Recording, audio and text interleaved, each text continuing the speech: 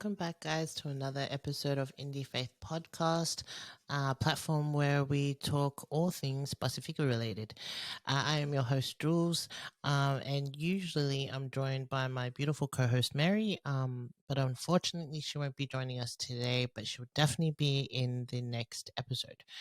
Um, so yeah, it is Saturday, the 15th of October today.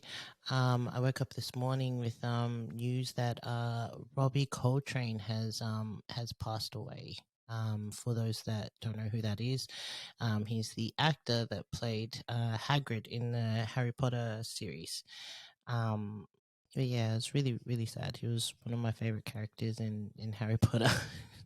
um, yeah. Today's topic was suggested to us by Richie. His Insta tag is at Richie Cheeses. I'll put it down below. So he wanted to know our thoughts about the tension of representing your country of heritage versus your country of residence regarding the players in the Rugby League World Cup. It was funny because I had just recently I was just talking to my brother about it, and then a couple of minutes later I got the message from Richie, and yeah, it was definitely definitely something that we wanted to raise in this episode. But for those that don't know, there's been a lot of controversy and tension around this year's World Cup. um, Basically, the issue is that people are not happy with state of origin players choosing to play for their country of heritage rather than Australia. So I put up a poll on Instagram because I just wanted to see what everybody else thought as well. And the question was for the Rugby League World Cup, should players only play for country of residence, country of heritage, or it shouldn't matter? And the results were there was 0 that said they should only play for country of residence. 17% said they should only play for country of heritage, and a whopping 83% said it shouldn't matter. It's also fair to share that most of our voters were of Pacifica heritage, so just thought I'd share that as well. So to get into this topic, I wanted to just backtrack a little bit and just talk about just go through the eligibility rules of state of origin. So for those that don't know, state of origin is it's a massive rugby league tournament here in Australia. It's like a best out of 3 style competition between 2 states, so New South Wales and Queensland. So it's like it's state versus state.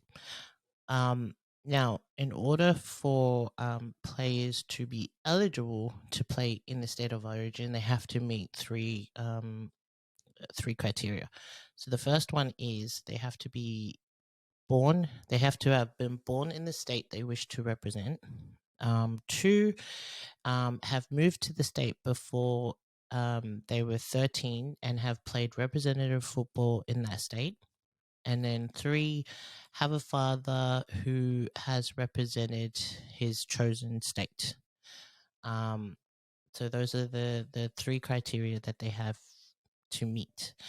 So the rules dictate that any player who represents the tier 1 nations in international rugby league, like New Zealand or England, they're ineligible to play in state of origin. But if you play for tier 2 or 3 nations, and you're eligible, you're allowed to play for their state. Yeah. So those are the eligibility rules around state of origin. So like the issue is that people like um Paul Kent, amongst others, are voicing their opinions that any players who play for State of Origin should only be representing Australia in international rugby league. So if you're playing for Origin, if you're playing in the State of Origin, those players should not be allowed to play for um, Tier 2 and Tier 3 nations, just as they're not allowed to play for Tier 1 nations. Apparently Paul Kent has said that it will weaken Australia's position in the international arena. And then you have Cameron Smith calling on the NRL to introduce stricter eligibility rules. So he says, quote, it's not wrong to want to play for the country of your family's heritage, but we need to go down a black and white rule where everybody is clear who's eligible for who. You need to nominate. Uh, so that's what he said. And before I share my thoughts, I wanted to start off with some interesting statistics that I found on the NRL website. So according to the NRL website, I think it's called a multicultural fact sheet. And it says that 45% of NRL players are of Pacifica heritage. 45% of NRL players are of Pacifica heritage. Yeah. So legit, I think it's clear as day what eligibility rules are. Yes, they have relaxed the rules a little bit. I think around 2015, which I think, which gave way to Taumalolo and I think Gofusi, in playing for Tonga in 2017. Didn't hear anything then. I didn't hear these same complaints back then. But yeah, anyway. So currently, these players like Brian To'o, Jerome Luai, and many others, like they're within their rights to do so. Like I don't think that they're finding loopholes or breaking any rules. It's dual eligibility. Like they meet the criteria for state of origin, and they also meet the criteria for international rugby league. Like they can play in playing for a tier 2 nation instead of Australia. Yeah, like I don't understand why there's a big fuss. Why everybody's like all of a sudden making a big deal out of these players choosing to play for their country of heritage. And it's very sad. I find it's very sad for the sport. That people are, you know, like chucking a big stink that about like, oh, you played for Origin, so you shouldn't be playing for, oh, you played for Origin, so you should only be playing for Australia. Like I like yeah, okay, if you're gonna go black and white, like very black and white, if you're saying that the squad that is selected for Australia should only be picked from players that are in the state of origin, so what does that mean for like Melbourne players? Like you can't chuck a big stink that these state of origin players are, wanting to play for other nations. But then you also in the state of in international rugby league don't just pick from, that state of origin pool. You have other players that are not in those states that are also in the squads, in the kangaroo squad. So like if you're going to keep it black, if like that's what you want to keep it black and white, or you want to make it black and white and make it more strict, then you're kind of saying that you should only be picking the Kangaroo squad just from the pool of state of origin players. Um, that's what I reckon. Like, if that's like, if you're gonna go down that road of making everything black and white, well, like it's a double edged sword. Like that's what you're pretty much saying. You can't just pick at these, it's mostly Pacifica players, but you can't just like pick on these players saying that they shouldn't be like, they're entitled and that they shouldn't be playing for, another nation when they played for Origin.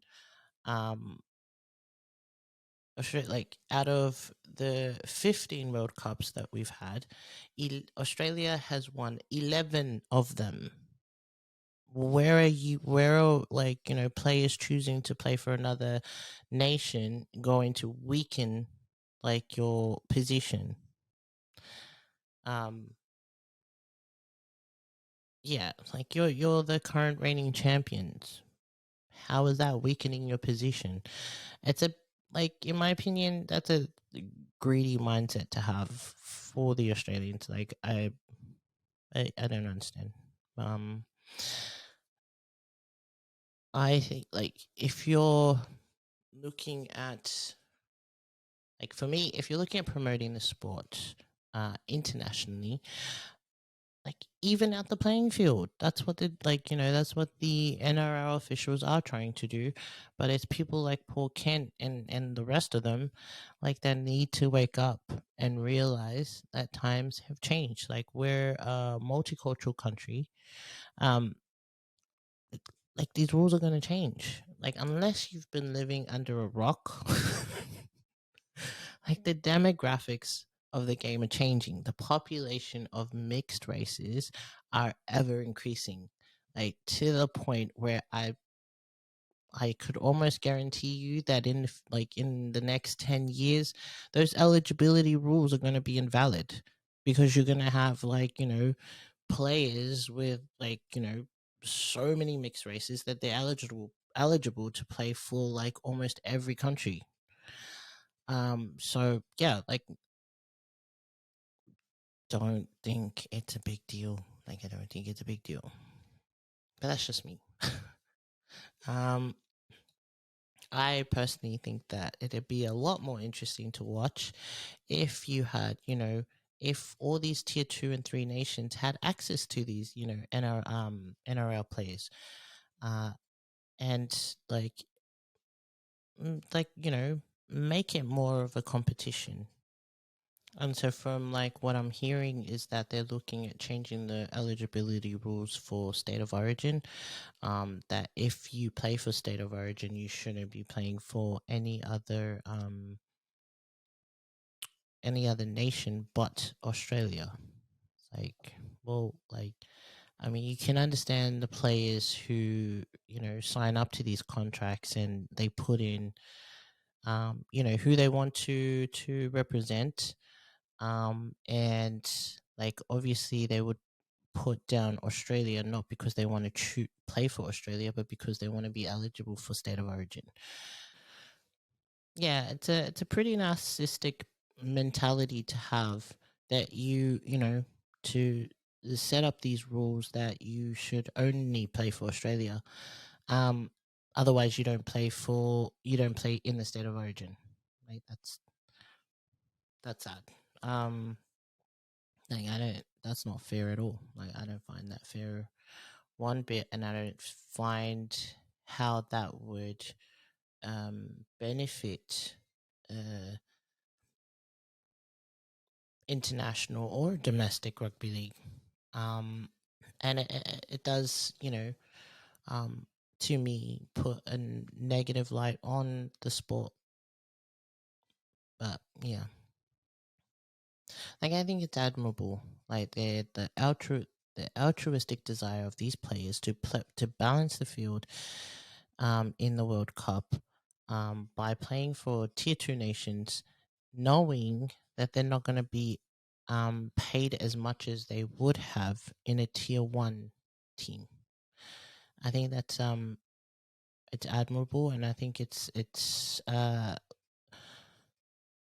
beneficial, and it'll promote the game on a larger scale, on a global scale.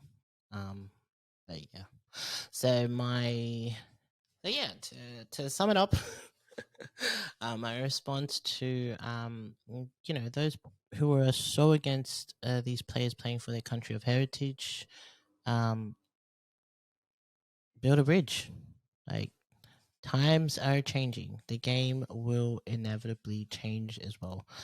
I think that, we're at a time where these old school rules need to be looked at, and it needs to adapt more to the ever changing demographic of the players. Um, but yeah, and also, like, we don't listen to the media. Like, they're not getting what they want, and then, because of this tension, they're now focusing on these players, for example Jerome Luai, who they are eagle eyeing his every move at the moment. Poor guy. um but yes, that's my 2 cents on this matter. Um, yeah, so I am by no means an expert in rugby league. So yeah, feel free to hit me up if you don't agree with my thoughts on it. just enjoy the game, man. Fish. um, so yeah, just enjoy it. Watch the game. Like, support who you want to support. Drink responsibly. Don't be a faliti guy when your team is lost. Like, come on. But yeah, all the best to all the players in the World Cup. And for those players who have, by the rules, chosen to play for their country of heritage. Yeah, hopefully they back off. But yeah, should be an interesting World Cup. Yeah, but be nice, share love, and I'll see you in the next episode.